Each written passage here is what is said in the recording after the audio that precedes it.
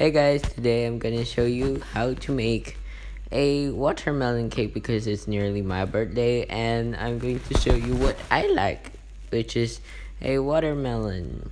And today we are going to bake a red velvet cake filled with chocolate chips and traditional buttercream with a lot of things. And we have our ingredients, and I'll list it down below so you can follow me to get that. So we have a bowl, two mixing bowl. We have my 8 by 3" round cake pan, which I have greased and lined with parchment paper. It doesn't have to be that high, but it's just easier that way. And so first, we have 3 cups of all-purpose flour. I'm going to sift them all out. And now I'm going to add cocoa powder, my baking soda, salty, and we are going to continue to sieve and sieve. Sieve. If your dry bits doesn't go through, you can use a spatula and push them down, up and down. So push them all out.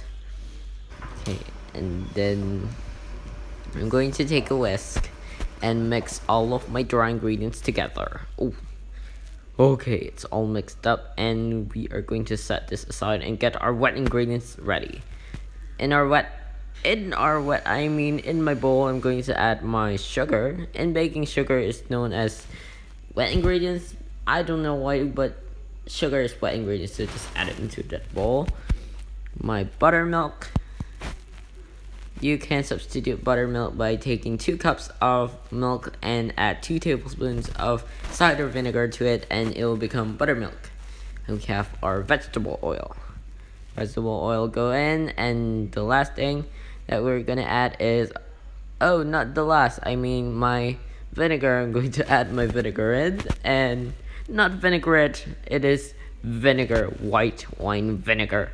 And we are going to add our 4 large eggs. We are going to crack them in one at a time. Of course, one at a time. If you want to do it but two-handed, that's up to you. So okay, the last egg. Now we are going to get our hands clean, and we are going to add our last ingredients, which is our pure vanilla extract. But this is not the last. Why am I keeping saying last words? I don't know why, but now I'm going to add my red food coloring. This is red food coloring, super red. I'm going to put a link down below so you can find the food color. I'm taking my whisk and mix them up together. You can add more red food coloring if you think your red velvet is not red enough.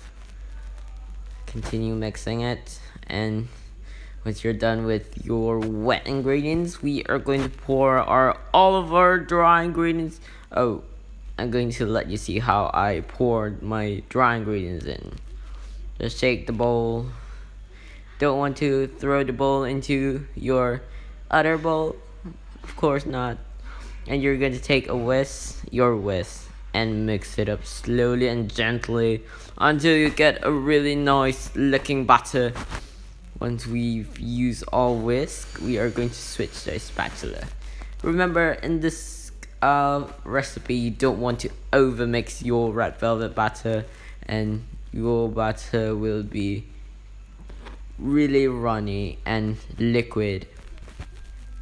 So liquid batter is usually super moist.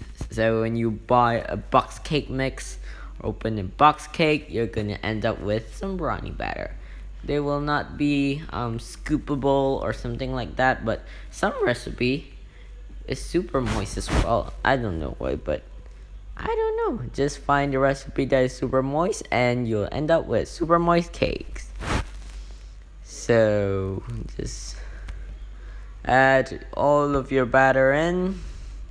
And my oven has been preheating to 325 degrees. If you're baking normally, which is 8 by 2-inch pan, 2 pans, so you're gonna preheat your oven to 350. But if you use your cake pan 8 by 3-inch, then you're gonna bake them for a little bit longer. And this is called gentle bake or slow baking, where you use much stranger shape of pan and you throw them into the oven, and that is called slow bake. You're gonna reduce your oven by 25 degrees and you can bake for longer. For this cake, you will need to bake them for about 1 hour to 1 hour and 30 minutes. Just keep your eye on it. The cake will not jiggle if they're really cooked through.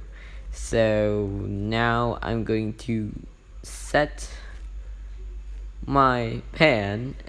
You want to make sure your oven rack is in the center, and if your toothpick comes out clean, if you poke it in the center, then your cake is ready. Now my cake is ready. I've give them plenty of time to cool in the fridge, of course. It's a really thick cake. So I've made my buttercream, and I'll leave a link down below to my go-to buttercream recipe, and hope you like it. And I'm just dolloping a bit, and I'm going to take my spatula. This is I've got a little bit of buttercream in my hands, and it's really good. So now I'm going to take my angel spatula, and we are going to spread our icing through the corners and all over our cake, so it's gonna be really nice and covered. So now I'm going to place my cake back into the fridge to let them chill until they are really set and finished and really hard on top. So let's go. So I have frosted my cake green color, and now I'm going to take a little bit of green food coloring, not more, only green gel food coloring and paint on top of my set dry cake. Just random like watermelon. If you can buy a real watermelon to see how the skin is, and you just draw random shades if you like. So okay, I've done drawing, and my cake is as beautiful as it looks, like a watermelon, of course. And I'm going to set my cake turner off to the side, and we are going to give the cake a little slice to make my heart feels good, because I haven't eaten a cake for a long time. Now it's time to eat my cake. I just eat cupcakes, not cakes, okay? So I've sliced my cake and check it out, and voila, we have a really beautiful cake. The moist red velvet with, okay, now it's time for the taste test. So I'm going to, this is super moist, of course.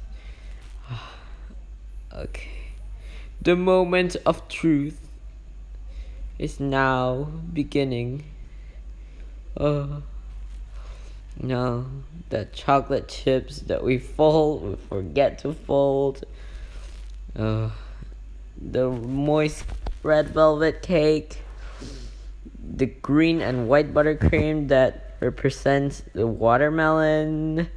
I can't wait to put it in my mouth. 1, 2, 3.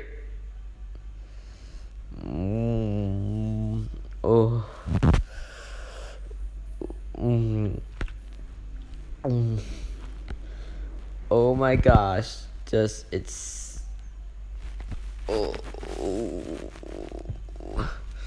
oh my oh,